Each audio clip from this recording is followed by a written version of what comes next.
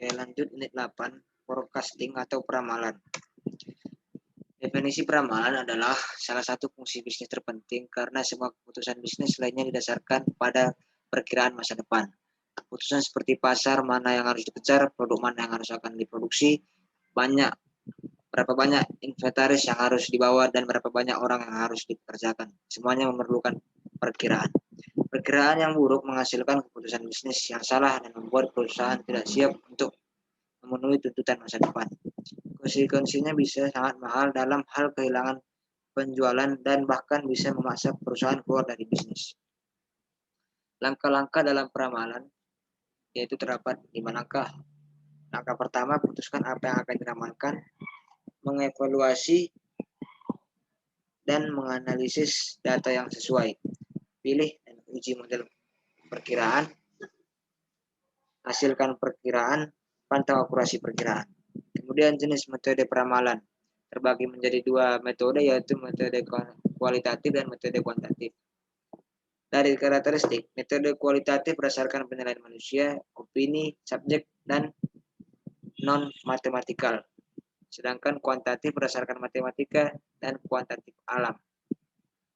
Berdasarkan kekuatan, metode kualitatif dapat menyertakan perubahan terbaru di lingkungan dan informasi orang dalam.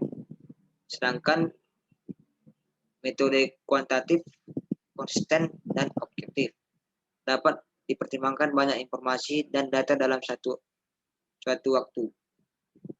Kelemahan, metode kualitatif dapat membiasakan perkiraan dan mengurangi keakuratan perkiraan.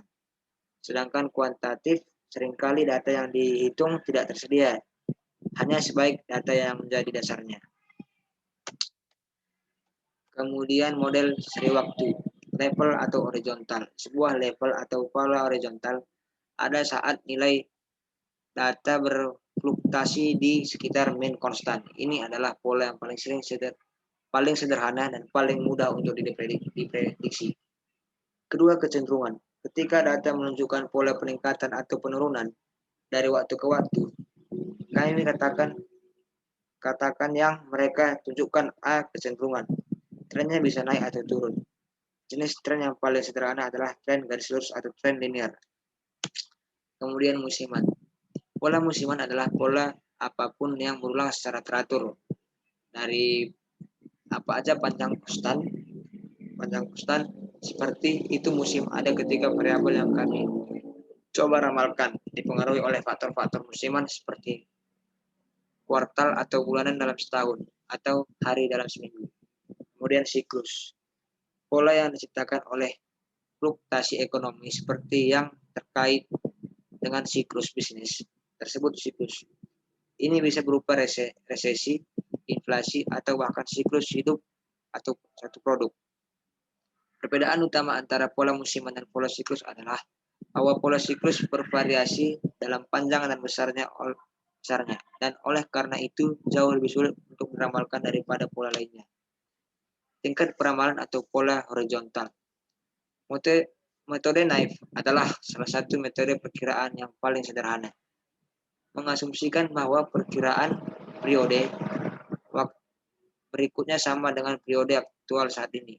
Untuk metode forecasting, misalnya jika penjualan Anda adalah 500 unit di bulan Januari, metode Naive akan mengasumsikan asumsi periode berikutnya adalah 500 unit untuk bulan Februari, atau dengan rumus FT plus 1 sama dengan AT. Rata-rata sederhana.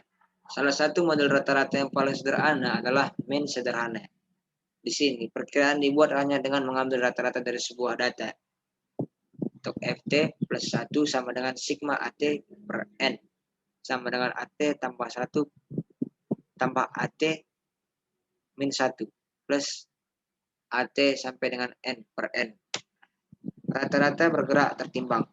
Dalam rata-rata bergerak sederhana, setiap pengamatan memiliki bobot yang sama. Misal, dalam rata-rata bergerak 3 periode. Setiap pengamatan diberi bobot sepertiga. Ulangi. Setiap pengamatan diberi bobot sepertiga. Dalam rata-rata bergerak 5 periode. Setiap pengamatan diberi bobot 1/5. Terkadang seorang manajer ingin menggunakan rata-rata bergerak, tetapi memberikan bobot yang lebih tinggi atau lebih rendah untuk beberapa pengamatan berdasarkan pengetahuan industri. Ini disebut rata-rata bergerak seimbang. Pemulusan eksponensial. Model pemulusan eksponensial adalah model peramalan yang menggunakan prosedur rata-rata tertimbang yang canggih untuk memperoleh peramalan. Meskipun canggih dalam cara kerjanya, ia mudah digunakan dan dimengerti. Untuk membuat ramalan periode waktu berikutnya, Anda memerlukan 3 informasi, yaitu ramalan periode saat ini, nilai aktual periode saat ini, dan nilai efisiensi penghalusan yang bervariasi antara 0 sampai dengan 1 persamaan ramalan. Cukup sederhana. Ramalan periode berikutnya atau sebuah periode saat ini aktual.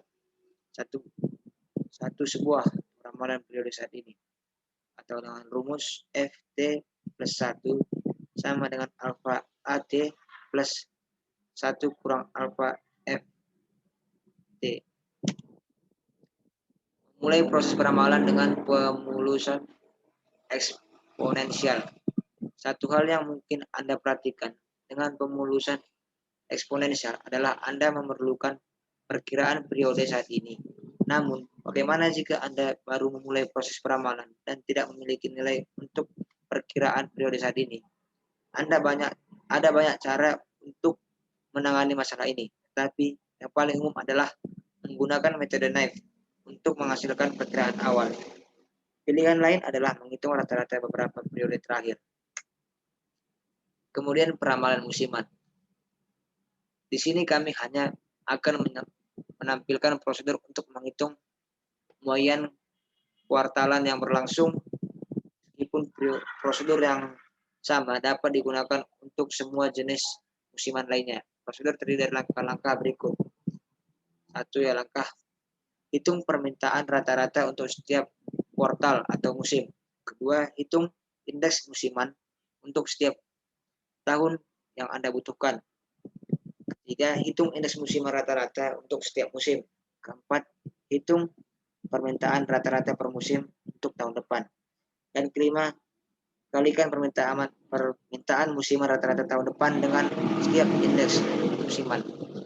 Oke, sampai bertemu di video berikutnya. Kang Rizal.